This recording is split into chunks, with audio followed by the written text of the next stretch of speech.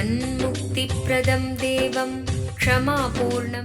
Paramahamsa Nithyananda is a rare living incarnation, a yogi by birth. He has been expressing his power of enlightenment since birth. He has authored more than 500 books in Tamil and English, books in Telugu, Kannada, Malayalam, Hindi, Sanskrit, Gujarati, Oriya, Bengali, Marathi, French, Malay, Polish, Portuguese, Italian, German, Danish, Spanish, Russian and Chinese, with translations in 26 languages are available. He is also an exemplary speaker with over 8,000 hours of profound life solutions through his discourses. Social services such as Annadan, free medical care, free educational services, ashrams, schools, temples, hospitals established in more than 140 places around the world offer exceptional services. A powerful spiritual healer who has healed millions of people of diseases from migraine to cancer. A Kriya Yogi who has formulated Kriyas for physical health and mental well-being, benefiting thousands. A living master who offers practical solutions for our everyday problems. Having meditation centers in 151 countries including Bidadi, Tiruvannamalai, Rajapalyam, Salem, Hyderabad, Varanasi, Los Angeles, Ohio, Seattle, San Jose and Phoenix. He is the founder and spiritual head of Nithyananda Dhyanapitham, a spiritual guru for 10 million followers, an incarnation who transmits the highest spiritual energy through initiation. A contemporary yogi who has revived the Vedic science of yoga worldwide through thousands of yoga centers. Adept in Ashtamahasiddhis, mystical yogic powers, he has effortlessly awakened the Kundalini of thousands, gracing them with spiritual powers. A spiritual powerhouse who has revived the sacred Vedic tradition by establishing Vedic temples worldwide in places like Los Angeles, San Jose, Seattle, Toronto, Ohio, Oklahoma, Phoenix, St. Louis, Malaysia, Brazil, Paris, Guadeloupe, Dallas, New York, New Jersey, Atlanta, Calgary, Vancouver, Singapore, and places like Bangalore, Hyderabad, and Tiruvannamalai in India. A dynamic young guru who is an inspiration to thousands of youngsters. India's most watched spiritual guru online. A beacon of spiritual light who has triumphed over the forces of religious terrorism and political persecution. Paramahamsa Nithyananda is an eternal Kalpataru, blessing the world with the boons of material abundance and spiritual enlightenment. आनन्दानुभवास्वादं सर्वरोगनिवारकं वन्दे पापविनाशक्तं नित्यानन्दाय स्वागतं नित्यमुक्तं निर्विकल्पं ध्यानलोकप्रदीपकं वन्दे शान्तमयं बन्धं नित्यानन्दाय स्वागतम् आनन्दगन्धसञ्चारं सर्वोपाधिविनिर्मुक्तं वन्दे ज्ञानालयं नाथं नित्यानन्दाय स्वागतम्. First question. Swamiji, can you correlate what happens in inner awakening with relation to entanglement, entrainment and enlightenment? The moment you decide you want to do inner awakening, entanglement starts. The moment you sign the intention form, entanglement starts. The moment you enter our reception center, welcome center and get banged, entrainment starts. And the moment you sit in front of me and screen opens, enlightenment starts.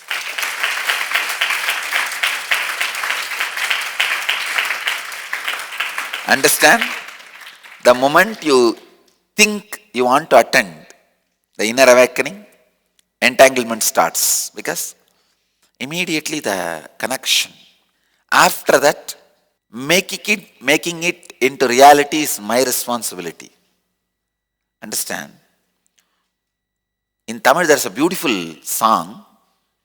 One of the great devotee of Shiva sings, Avanarulale avantalvanangi.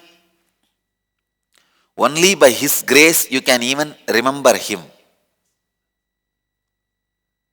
Unless you have his grace, you can't even remember him, connect with him.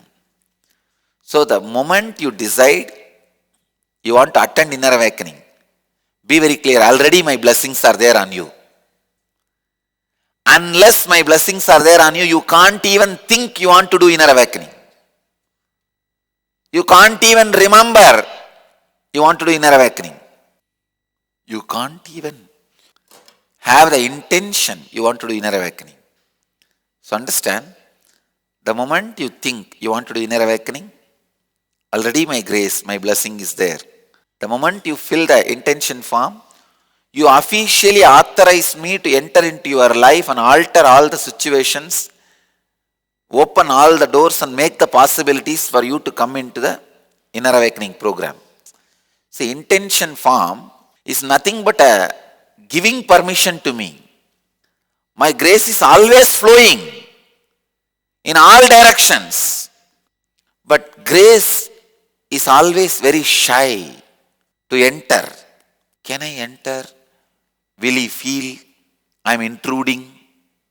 Will he feel my privacy is disrespected? Please understand, many times God is waiting to help you, but he is afraid if he comes inside, you may shout, who asked you to help? Who are you to interfere? He is afraid because many times you have said this. When God stretches his hand, you say, I may die, but I will not take your help. You have your own theories, understandings, concepts.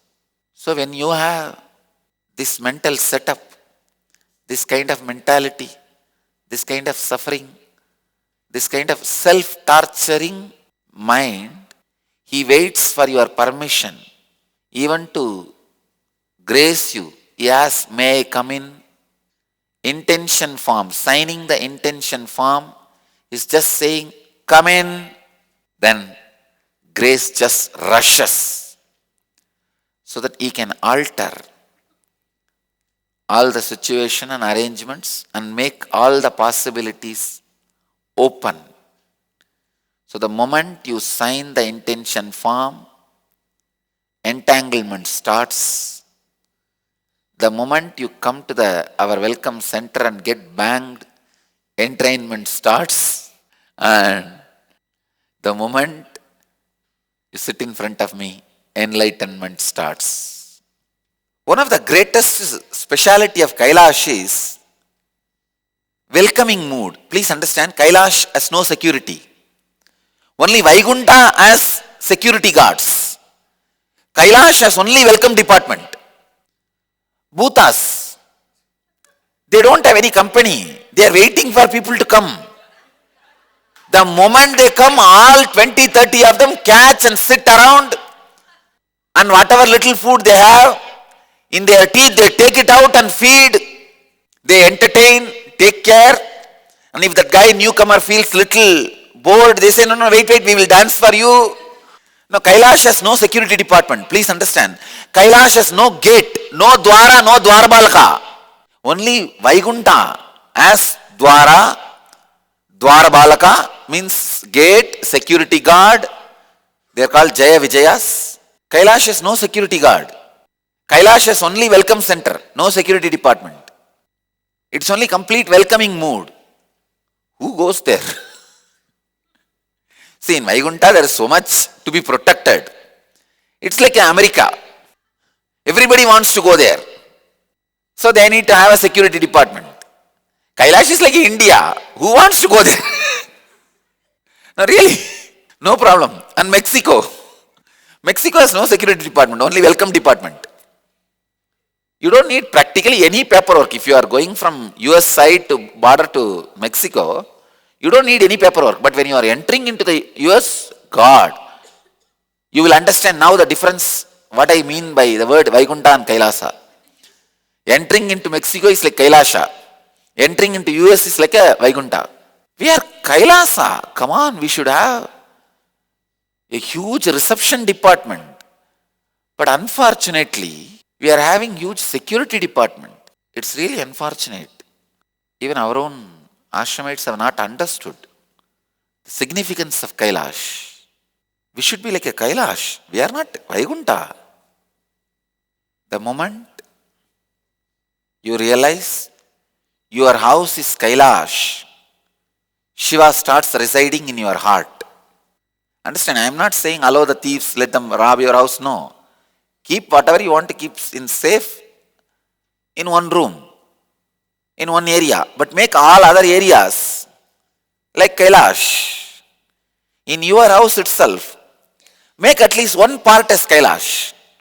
Let the one part be Vaikunta, where you keep the treasures. But let all other parts be more like a Kailash. Only Kailash has Annapurni. Have you ever heard equivalent of Annapurni in Vaishnava tradition? No. Vaikunta is only paid restaurant. Amrita. It's a paid restaurant. You do some yajna, yaga and have punya, go there, they will give you Amrita. Vaikunta is more like a paid restaurant. They don't have Annapurni concept. Here Kailasa. We are Kailasa. We should represent the energy and mood of Kailash also. Welcoming. First thing you should understand, we are socially outcasted people. That is the main thing you need to understand. All Shaivites are socially outcast people. So nobody is there to respect us. Whoever comes here are rare people who respect us. So you should receive them with that understanding. Shaivite means basically socially outcasted guys. And I already made it happen. Literally we are social outcast only now. Go with this mala anywhere, how people see you. Go with our mala, how people see you. We are social outcasts now. So with this understanding, learn how to receive and respect people. All our ashrams represents Kailash. It does not represent Vaikunta. We may have Vishnu, but Vishnu has come to visit Kailash. But basically we represent the energy of Kailash. So it's very rare people come to Kailash. So you should receive them with a lot of love, care. As I said, bhutas. The greatness of bhutas is even if they have eaten no food, they will take it out from their mouth and feed. Don't say they are vomiting and feeding. No. It's a symbolic representation. Means they are ready to give even what they have. And they don't hold anything. There is no treasury in Kailash. There is no bank balance. There is no Kubera. We represent Kailash. And all our attitude, habit, lifestyle, everything should be like Shivaganas, Agoris, Kailashvasis.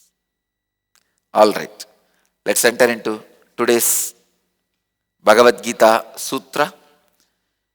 In 4th chapter of Bhagavad Gita, Jnana Karma Sannyasa Yoga, 14th verse.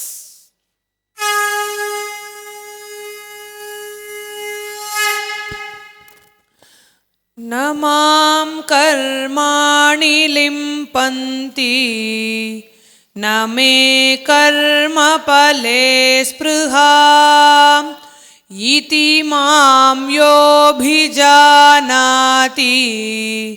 कर्मभिर्न स बध्यते न मां कर्माणि लिम्पन्ति न मे कर्मफले स्पृहा इति मां योऽभिजानाति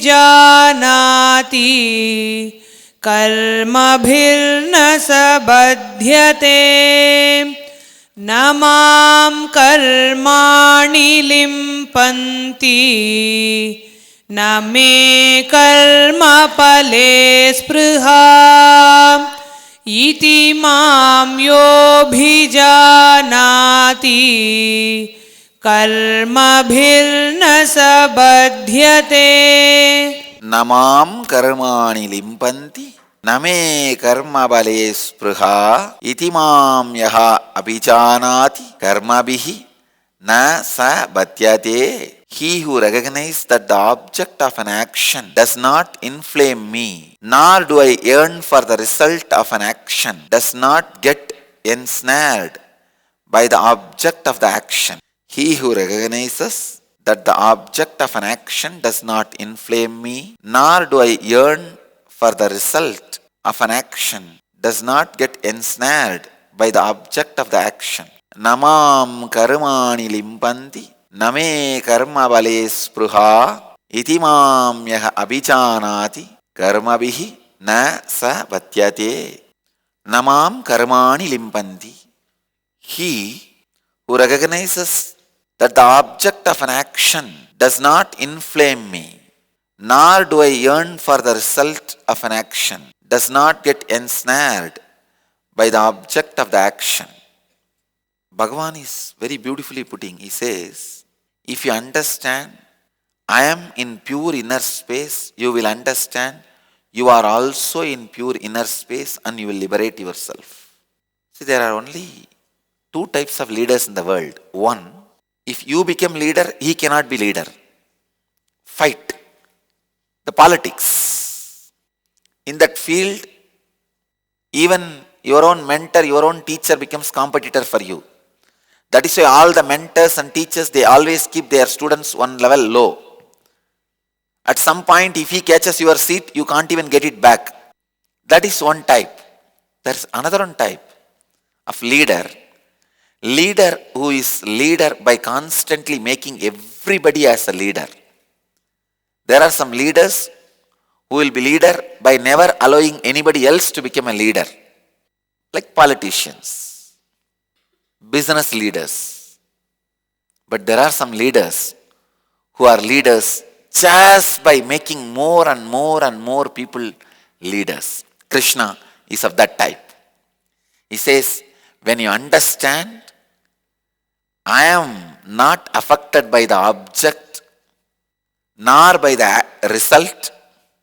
I am not affected by the object of an action, nor by the result of the action.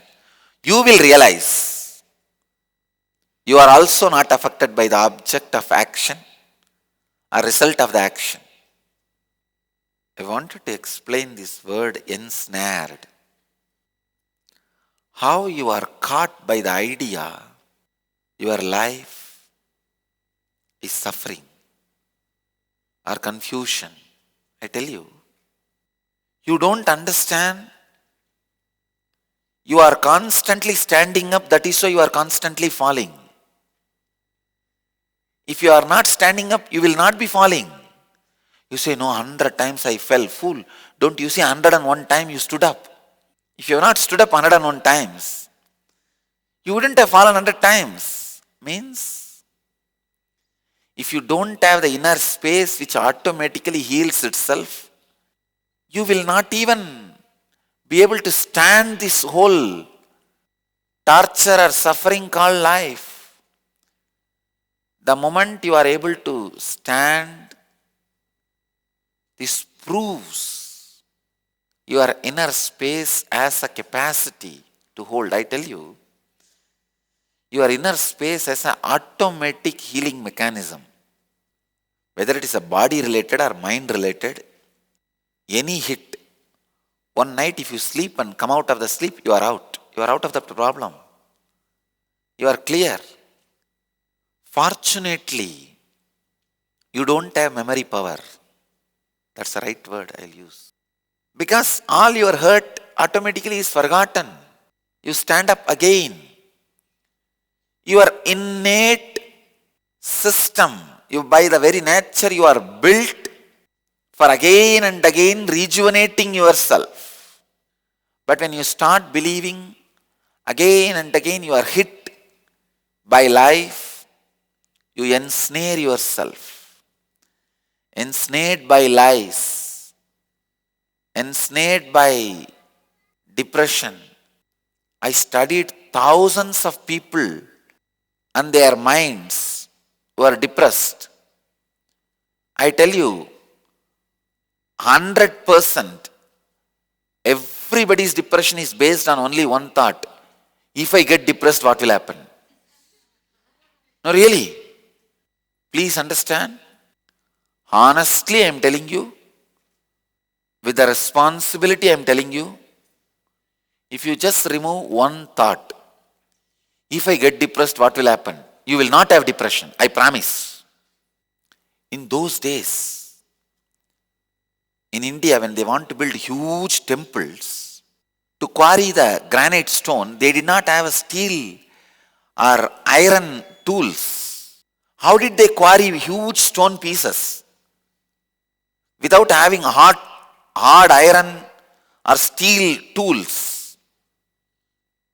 How you know? They will make a small hole with the stone itself. On that hole, they will insert a piece of wood. After inserting the piece of wood, they will pour water on the wood.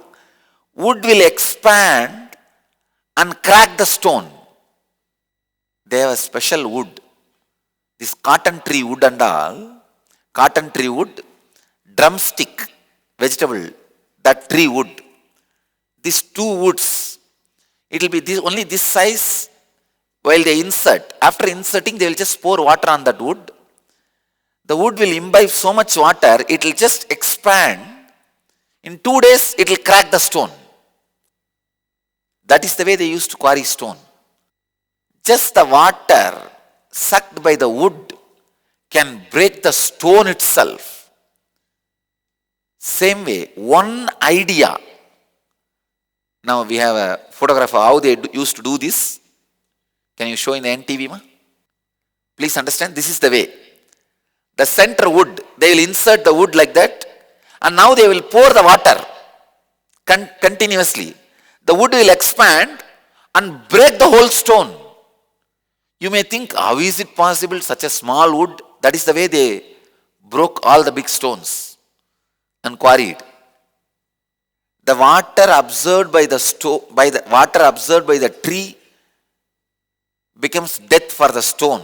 Same way, only one idea you observe. If I get depressed, what will happen? Is the water absorbed by the wood to bring death to your whole mind and your life. Just avoid that one word, one idea. What will happen if I fall into depression? Drop the anxiety of anxiety, fear of fear, depression of depression. You are saved. But you believe strongly. You are touched by the objects of action and result of action. I tell you, I am neither touched by the objects of action, result of action. If you understand that, you will also realize you are not touched by the object of action or the result of action. Fools, when you don't want to believe me, I am not the loser, you are the loser. When you don't want to trust what I am saying, I am not the loser. If you trust what I am saying, you will slowly look in. If he is not disturbed by the object or the action, he is living like me only. Then if he is not disturbed, I also may not be disturbed. Why not let me see inside? You will start seeing. That seeing will make you a seer. That seeing will make you a seer.